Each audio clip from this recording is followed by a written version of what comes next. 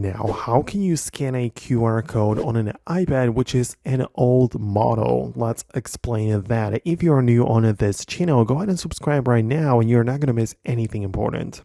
So, if your iPad is kind of older, at first ensure that it's running the latest version of iPad OS. Like, I also have an older iPad and it still supports the latest version, so go ahead and install if there is anything available.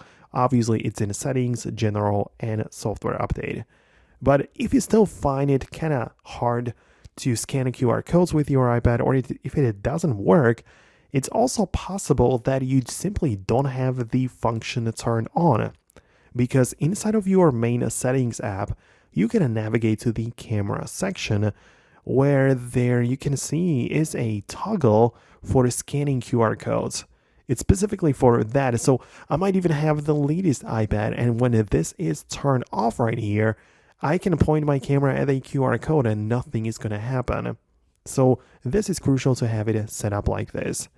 And the last option, if it still doesn't work and you believe that you have an older iPad, well, you can download an app from the App Store which is specifically designed with this purpose. So we are not using the Apple's camera built-in app, but we can get a dedicated QR code scanner or reader from the App Store, which is basically also going to use your camera, but it's a different software, and perhaps that is going to work better than using the built-in camera. So that's it for me.